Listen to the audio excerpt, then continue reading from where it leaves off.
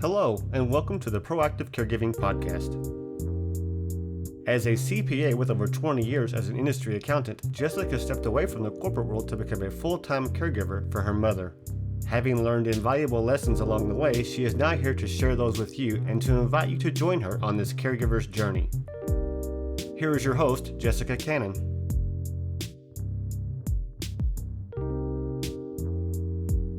Hello, everybody. I'm glad you're here with me today. I am the Proactive Caregiver, and I specialize in educating others on how to be proactive by empowering you, the caregiver. If you cannot take care of yourself, then you cannot take care of your loved one. Today, I want to talk about caregiver jealousy, which I have experienced firsthand. The will to care for our loved ones comes from many different areas, many different places in our hearts and our minds, mainly from love and obligation. The side of love may not need recognition, but the obligation side may need some recognition or appreciation in the very least. And even though our loved ones appreciate what our efforts are for, sometimes it doesn't feel like appreciation when our siblings, for example, may get all the glory. It's normal to feel jealousy, but working through it and recognizing what gave rise to that jealousy, it has to be addressed one way or the other. So as long as there's more than one child in a household, sibling rivalry is just about inevitable and painful. But when siblings come to this area, I know when my siblings and I were young, bickering was a way of communication. It was just how we learned how to communicate with each other. But when we learn to tolerate just because of age differences or maybe hiding in their shadow for a chance, competing for mom and dad's appreciation and approval doesn't always change when we become adults. So today's guest is founder of Sabrina Johnson Advocate for ALS. And I wanted her to join me today because she knows this kind of jealousy. Trying not to compare herself to her sibling may not have been the main challenge, but seeing the difference in the response from her mother while caring for her sometimes it left a sting. As a caregiver for her mother battling colon cancer and her father, who unfortunately passed from ALS, Sabrina decided to share her story.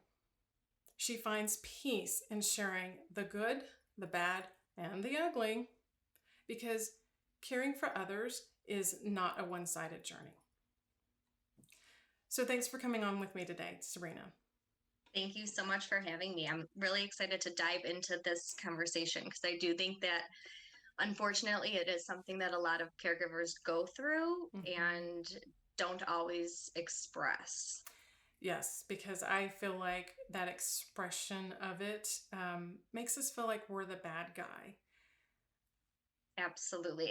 It's hard to verbalize it, I feel like politely, when you're trying to speak to your family about how you're feeling when it is a touchy subject like this. So I think a lot of times people just kind of bottle it in because it is so hard to find the correct words to really not push buttons in a way that you're not even intending to push. Right.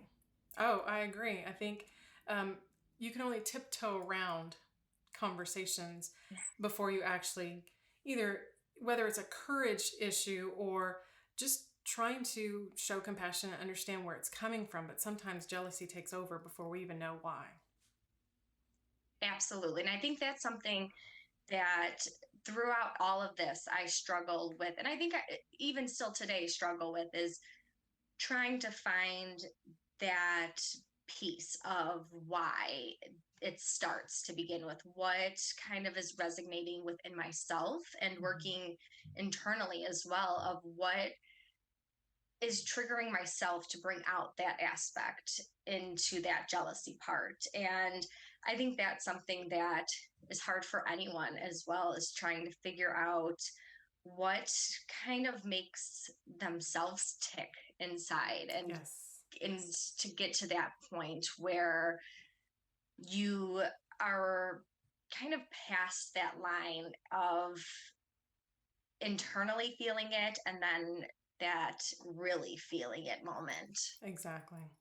Because when you look about, when I compare whether it's our young children versus us grown up caregivers, adult caregivers, sometimes it's the idea that there's a maturity issue, but it's not necessarily that at all when it comes to stepping into this role as an adult. So how old were you when you started to care for your parents? Because you had kind of double whammy. You had both parents. Yes. So for a little background, my dad was diagnosed with ALS in 2017, and I was trying to think back. I think I was like 27 when he was diagnosed. So basically, I had my first son at 25. So I feel like most of my adult life has been really just caring for others. So my dad was diagnosed at 27, passed away less than 2 years later, March of 2019. And then we kind of just got over that hurdle. And August of 2020, my mom went in for, well, first she did the color guard test. She was turning 60. Her doctor was like, you guys have no family history of this. Just do this test. It's sent to your home. You send it back. Shouldn't be a problem. And it came back like, call your doctor. We recommend colonoscopy. And I remember my mom calling me and I was like, I don't know, like, how accurate are these tests? Come to find out they're actually like extremely accurate. But, in my mind, I was like, there's no way. Yeah. So she goes in for what we thought was a routine colonoscopy. It was supposed to be like under an hour. And about 3 hours later, my brother and I get a text that says, can you FaceTime in 10 minutes? Oh, wow. And this was also like during work time. So my brother's at work and my mom is very adamant to like never have to call my brother at work unless it's something. So knowing too that one, we both got it. And then for her to like know to disturb him at work, our hearts just kind of dropped. Yeah. And so she found out at that time that she had a hot dog sized tumor in her colon that the doctors assumed was there for about 4 to 5 years. So it was mind blowing then to kind of think, while she was dealing with everything with my dad, she really was also battling cancer herself and didn't even know it. Amazing. So right away, she was having some struggles with her own doctors of how quick they were handling things. So she reached out to Cancer Treatment Centers of America, and there is a center about 20 minutes east of me. And they were fantastic. And they're like, we can get you in as early as tomorrow. And I was like, well, Excellent. Hold on, give me 1 second, let me process all of this and figure it all out. So her colonoscopy was in August. By the end of September, she had half of her colon removed and knew at that point then she was going to have to do at minimum 12 rounds of chemotherapy. Wow. So her chemotherapy was going to be every other weekend, where she would come up by me. We live an hour and a half away from each other. So she would come up by me, and on Fridays we would go to the doctor. We'd see the doctor. She'd have 5 hours of chemo, and then she would have to be hooked up to her port, which is a little device underneath your skin with a tube and a little fanny pack of chemotherapy for 46 hours. Wow. So she would stay at my house for the weekend.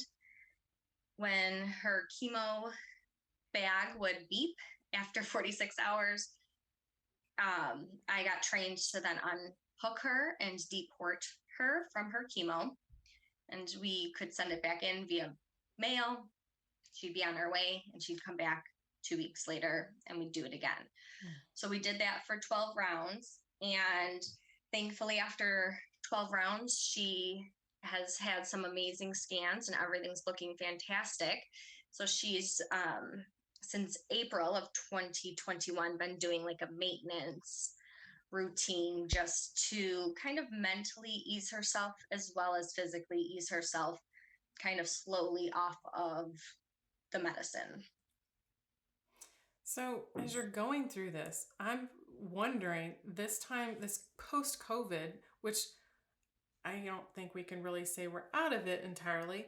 What was that like having to deal with this kind of new way of life with COVID? And I'm sure there had to be some sort of sterile issues with her going through COVID. How did that work for you? It was hard. The hardest part was the fear I felt.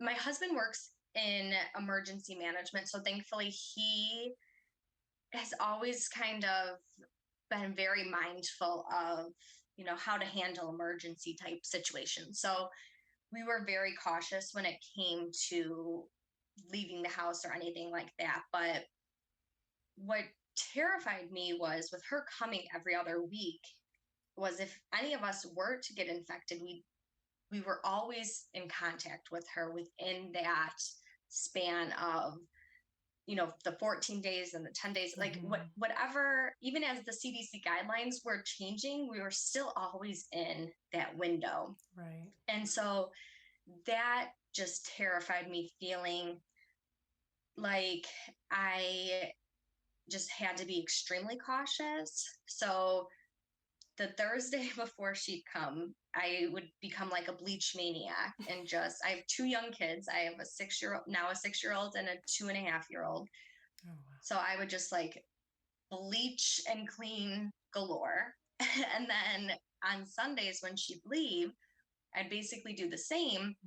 Just because of the bag of chemotherapy being all over. I just wanted to make sure everything was clean for my kids, myself and my husband as well. So I just kind of felt like I was constantly in this bubble of fear and bleach and cleaning. And I just felt that I was already just nervous because obviously COVID in general, you know, is terrifying. As a mother, it was terrifying with kids. But then I just felt like that fear of if something happens while she's in my house and just that responsibility part of things just scared me even more. Even though we weren't going anywhere, you just kind of always had that what if. So right away I had to kind of stop watching the news or kind of like eliminate any aspect of like the outside world besides like the kids' music and Nick and Disney and all of that, because I just felt like I was getting too much in my head then and focusing on the spiral of all of that I had to just kind of cold turkey myself from knowing what was going on, and kind of left it to my husband to be like, just tell me what I need to know. And if I need to know something, and if he didn't feel like I needed to know something, I just figured I was good to go. Right. I'm so glad you did that, because that is something that's just more distraction and more that you did not have to add to your shoulders. So that was good that you had him to help filter the news and everything else, life in general. But while you were filtering everything, I don't know if you felt like this, because I know whenever mom had a procedure, an outpatient procedure, having my sisters with me, having my siblings there to help shoulder that fear made a huge difference. And as time changed, not having them present for whatever reason, it made that burden, that feeling of overwhelm, just grow even more. So, what was it like for you during this time having your mother at your home with having her go through her chemo treatments? Was your brother able to join you and help you in any of that?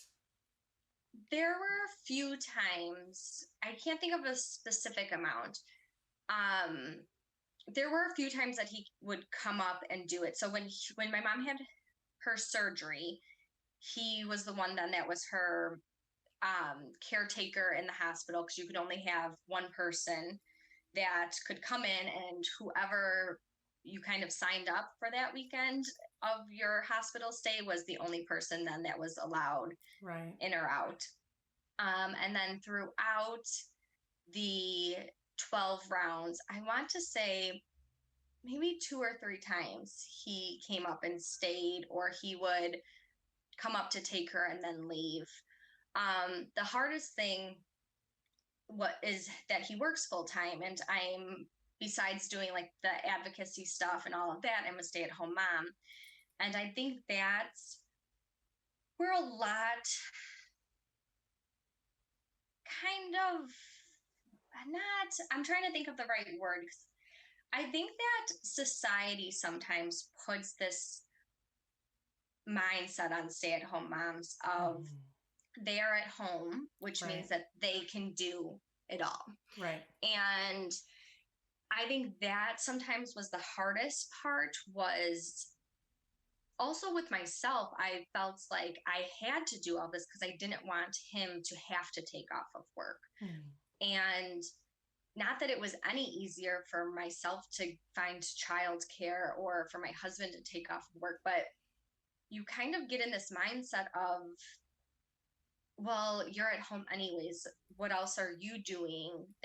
Why should he have to take off to do all this? So you kind of start in this like spiral aspect of what society sometimes makes people believe of stay-at-home moms, and then what you kind of can make yourself believe of, well, I'm just at home right now. I don't want him to have to come up and do it. I'm also older than my brother. I've also had a very motherly outlook towards him, which he, I know, has a love-hate relationship with. But so, I put a lot of pressure as well on myself, feeling like I don't want him to have to take off of work for certain things, even though I wanted him to take off, or it would have been very helpful.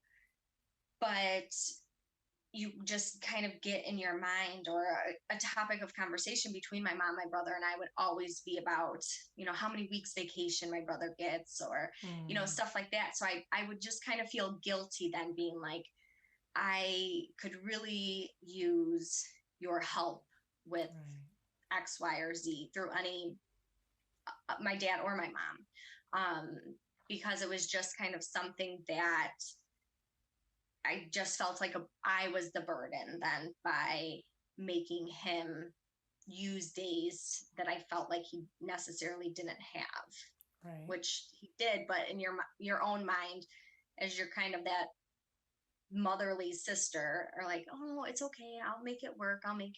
Don't do that to yourself, as you're sitting in the corner struggling, trying to figure out how you're going to make it work. Right.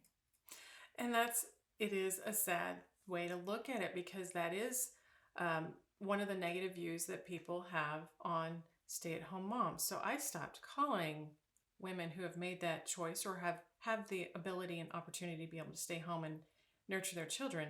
You're a home engineer.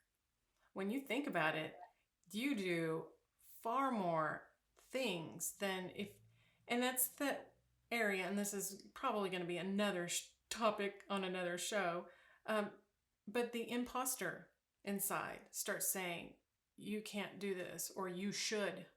And instead of the what if scenarios, we should ourselves into that state of panic and fear. And I kind of did the same thing with my siblings, where I felt like I was helping them. And I was giving them the break and understanding, because I had one sibling who, she was a single mother, and I already understood what that was like coming from my own time period of being a single mother, that hours and days for work were sacred, and that's the livelihood, that's the income in. And so trying to do things for her and let her live her life. But then when she was able to come in and visit and seeing how much my mom lit up, I started to feel that jealousy, like, I'm doing all this and she doesn't light up with me. Did you ever experience that with your brother? Absolutely. I think that is, yes. I mean, I think that that's the hardest part when it comes to being the main caregiver, is not that I've never felt that I wasn't appreciated through any aspect of it, but I think something that I've always struggled with is feeling that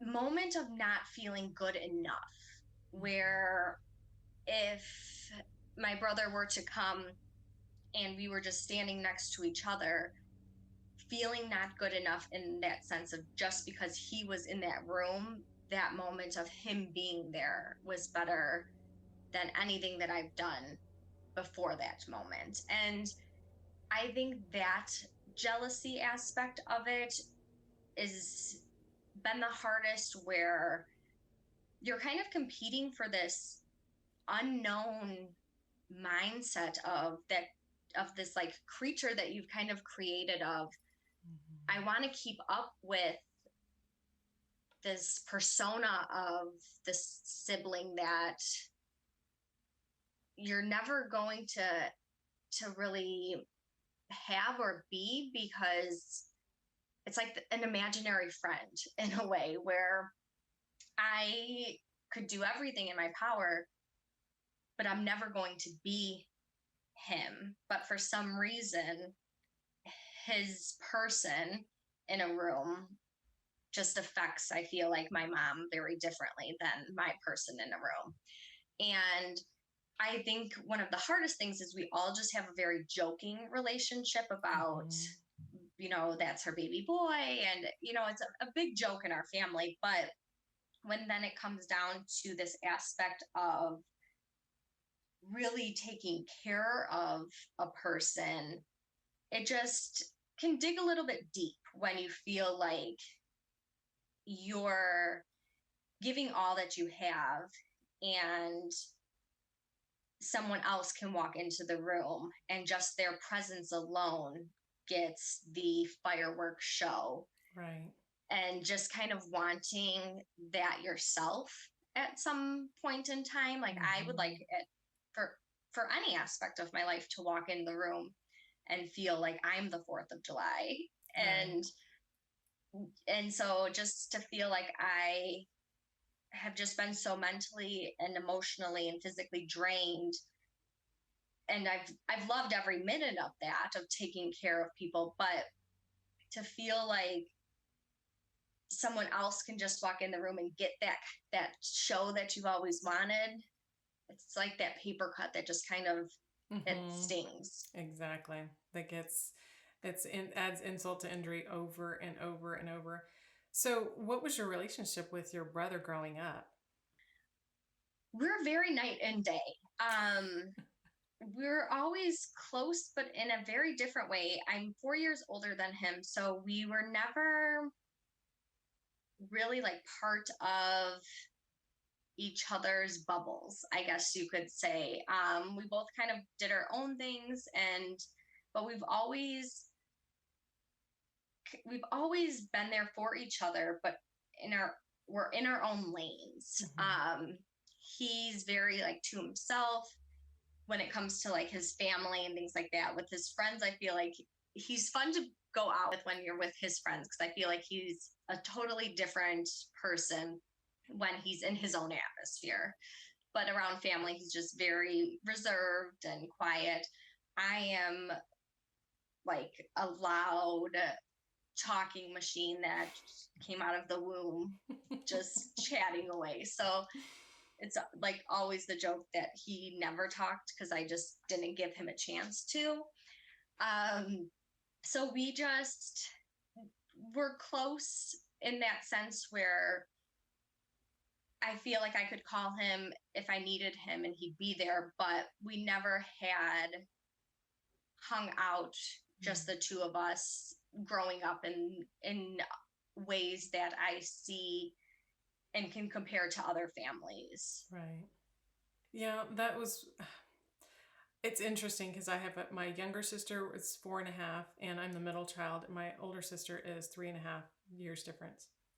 And my younger sister and I were the ones that always went out and did things together, hung out late evenings, and had fun chatting and talking and just being each other's partner in crime, just about. And my older sister would sometimes get jealous of our relationship, and that was kind of hard. And so then I started having a more of a relationship with my older sister, and we had our own ways of connecting. And so then my younger sister would get jealous of our relationship. And at first I thought, well, it's just the age difference. And then I thought, no, it's like the love triangle almost. Like you can't balance that out. And not having a fourth sibling would have made any difference. But when it comes down to it, I think for me, having mom recognize what I was doing for her and showing the appreciation in a way that I could see it in her eyes and I could feel her light up, it just made me want that more and more and more. And I think it pushed my level of care to pay closer attention to see what could I do, not only to help her, but what could I almost do that I didn't get that little pat on the head, like good daughter, good daughter. It's just hard to make that change and let it go and say, I don't need that spotlight. I'm not doing this for that spotlight. But there is that little part of me that's inside that says, just a little bit. I need just a little bit. Absolutely. And I do think too that, I think everyone's relationships with their parents are so different. And my mom and I are very close, and in that sense of like telling each other everything, or, those types of things, where I think sometimes when you have a close relationship, just like you do kind of with friends, you forget those little things where I feel like I do this with my husband too. You just kind of forget. And so there's times then where I just feel that I know that I am extremely loved. I know that she's extremely thankful. But I think that because we have such a close relationship, there is that forgetfulness of those little pats on the head, or right. those things, because of just the way that our relationship is compared to someone who might have a different relationship, and that's just how they have connected, where they're not as verbal with their communication of showing things. And so it's like you try and sometimes remind yourself, like, okay, I should be more thankful for what I have, and why can't I just concentrate on that instead of concentrating on B? But I think that it's one of those reminders sometimes that when you have siblings, that everyone kind of has their sparkle moments that they really want. And so when you have people that you're growing up next to, I think it's hard to not also have those moments of like that only childness, where it's like, I want to be, if I'm doing all this work, I want to be the only one that gets that, big present, or that love for all of this. And it's hard sometimes where you feel like, okay, I get frustrated, but I'm also not asking for help to not be frustrated. Yeah. but I'm jealous of the times that they come around with the pats on the back that they get. So it's like that kind of like that Right. circle of like, I don't ask for help, but when they do come around, they get the like pat where it's like, well, where was my pat when I was here? And not it, but so it's such a hard circle to be in because you, sometimes saying something is hard because you don't want to hurt their feelings. I don't want to ever hurt my brother's feelings by trying to make him feel like he should do more, because sometimes it's like, I don't even know what I would want you to do. Right. Or I don't even have an idea of what I could tell you I need, because I don't know what I need. Or same thing with my mom of, I don't even know what kind of pat or fireworks or confetti I'm looking for, but I also can't help the feeling that I feel sometimes when I feel like I'm, bleaching my house twice a week, every other week, and just sometimes want that little extra something. Yeah. And that's where it's hard because I don't need, I can say it right now, I don't need the pat on the back anymore now that I know what needs to be done and what my mother needs and at her level of care at this point. But I say it now, and within, a day or so, I will do something for her. And if I go throughout the whole entire day, and whether it's doctors, nurses, staff within her community, if someone doesn't say, "You're such a good daughter, so glad she has you in your life," it's like I still feel that I'm not doing enough. And so it is a circle. It is something that I want to feel that everything's going to be good and she sees it. And then I had a moment. It was one day recently that she actually told me to stop trying, that I couldn't do any more than I already had, and that I was already a good daughter. It just blew me out of the water because I had wanted to hear that for so many years, and I thought she would never say it. And then when she did, it was just like, I don't know how to accept that. I think sometimes that's the hardest part, is accepting all of this, where one, accepting just being a caregiver, I think is hard enough. And then when you're taking care of someone, accepting the level of care that you're giving them, and then kind of releasing that in a way too, of like, okay, they will be okay if I don't go to this appointment. Or, now that my mom's been more on a maintenance route, I haven't been going to as many appointments just because of childcare, and her appointments are shorter, and there's not as much thought that has to go into the appointments. And so it's still so hard for me though, because in my mind it's like, okay, well, is she going to be okay? Is she going to make sure that she eats something while she's there? Is she going to drink water? And I know that she's going to. Right. We've done this enough, but it's also like letting myself relax enough and kind of release that, where I think that when you're kind of thrown for a loop and you're put in a situation where you are a caregiver, that fear takes over you, where it's hard for you to then accept that you don't have to be constantly controlling the situation to make sure that somebody else is okay, or else it's going to fall apart. Because I think that sometimes my mindset is where I get upset sometimes, where I'm like, well, I have to be there, because if I'm not, everything's going to fall apart. And then even if my brother is at an appointment, I'm that one that's like, okay, well, did you ask this? Is this okay?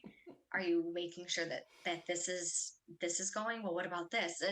And so I'm sure in his mind, he's even like, well, why am I even coming to this Right. appointment? Because you're the one that's sending me all these, messages throughout it and not letting me just kind of stand up and be the one that's here at this time too. Exactly. But it's just hard to kind of release those moments when you're kind of at that point that you can start to gradually walk away from stuff. Yep. I've had those moments. I still have those moments. And I tell myself I don't need to be in control, and no sooner I say it, I'm doing something that is putting me in control. Or getting the answers that I need right away. So I love you were able to find your way through this process, though. I know how painful it is to lose a parent, especially when it was most likely far sooner than you ever expected. So losing your father to ALS and trying to figure out what to do with life afterwards, how did that turn into your advocacy for ALS after that? So, I mean, I'm going to just start off by saying I never thought in a million years I'd still be like in the ALS realm of things. It took me about a year after he passed, and because of COVID, I was deep into TikTok. And I was watching a TikTok from this hospice nurse. Her handle is Ash Nurse Hadley. And she was explaining that she asked her hospice chaplain how to kind of handle younger patients passing, and that she was just struggling with being a part of that. And his response was looking at people passing away sometimes as them completing their mission in life and not them passing by their age, Right. can sometimes make it a little bit easier to accept the person passing. And I was listening to that and just kind of started thinking about everything that we just went through, and everything that as a family we learned, individually I learned. I was pregnant. I found out I was pregnant 6 or 7 months into my dad's diagnosis. I had my son 2 weeks before my dad passed. Basically came home from the hospital, packed up my newborn, my 4-year-old, my husband and I, and went down to my parents to stay there until my dad passed. And so we were just in a very unique situation with what we went through. And so I had this kind of light bulb moment of, what if everything my dad went through was for me to learn all of this stuff? And what if then I don't do things with it? I feel like then him passing was kind of for nothing. His mission was for me to learn these things, and then I'm going to do nothing with it. And so I felt like I was in this fork in the road of, do I want to be someone that just lost their dad to a terminal disease and just kind of have that be the end of it? Or do I want now to go down the other road and fight for that, and to teach people what I've learned and to share my story? And one of the biggest things that I did not like while going through it was kind of Googling things and feeling like there is no one else in my situation that's popping up when I'm Googling. Like, why can't I find someone else who's in their 20s, that's pregnant, that's a mom, that's, Right. dealing with all of this stuff? And so I felt like I would rather put myself completely out there in hopes that one day there's at least one person that is Googling something and my information pops up, and for them to just feel like there's one moment in time that they are not feeling alone. And so I just kind of had this like spiral effect of all these emotions of wanting to really take my whole journey throughout this and everything that we learned, that we went through, my whole story behind it all, and put it out there and hope that one day one person would find it. And so I grabbed my laptop, sat at my kitchen table, and I didn't even tell my husband. I was like, going to town, made a website. And so within 30 minutes, I was like, so I'm going to give this ALS thing a chance. And, I am just going to go for it. And I have found more of myself within this last year of advocating for others than I have ever found in myself before.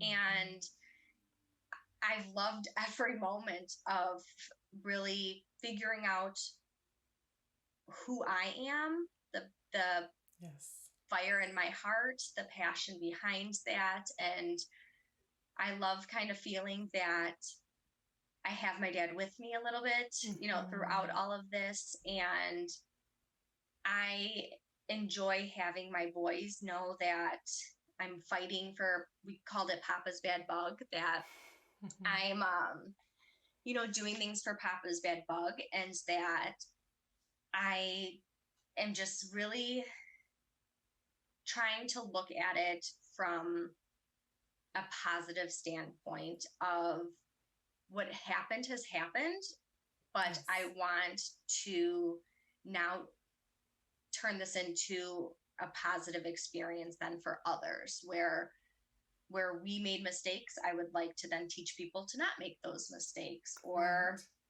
websites that I wish that I knew about. Now I can just let people know about those, and really just having a place that I wish I had is what I am hoping to kind of end up creating. That's awesome. And I'm so glad you took that route, because when we ask ourselves, why am I here? What is my purpose in life? The purpose is what you give it. And I think part of that purpose is also a calling. And I'm so glad you answered that calling, because there are people out there. I experienced this similar reaction when things started to change for us in our lives with Mom. Finding the information is difficult. And that's why I know we are stronger together. So I'm so glad you did this. How can the listeners find you? The best way to find me is on my website, SabrinaJohnsonAdvocate.com. Through that website is where you will find my contact information, social media handles, and the rest of the ways that you can find me. And right now I am also creating through that a holiday and gift guide. So one of the things that I thought was a hard aspect of caregiving was trying to find gifts for loved ones and patients and hospital staff. And so I've created a gift guide that will be on there and will be live by the time this episode airs, for people then to also find Amazon links where you can just click it and add to cart, and have, once again, just a resource page of easy things that I wish that I had while I was in the middle of what felt like drowning. And so hopefully this will be a little bit of a life preserver to just kind of make you float on the top a little bit through the crazy holiday season that is just about to start. Right. Well, and unfortunately, this is a season that is year-round for us. So I really appreciate you sharing your story on caregiver jealousy. It is normal to an extent. When we fight, sometimes it's a good fight, but sometimes if it's not a fight and it's just our feelings on the inside that we don't know how to express, it creates other issues worse than if we just fought and got it out in the open. So thank you so much for sharing your story with me today. I appreciate it, Sabrina. Thank you so much. So, ladies and gentlemen, thank you for joining in and listening today. I hope this gave you more food for thought. And until next time, be proactive. Take care, everybody. Thank you for joining us today. We really hope you've enjoyed this episode. To learn more about proactive caregiving and to hear other episodes of this podcast, please visit www.jessicalazelcannon.com. This podcast is produced by Cannon Light Media, LLC, www.cannonlightmedia.com. Music provided by Khris Paradise.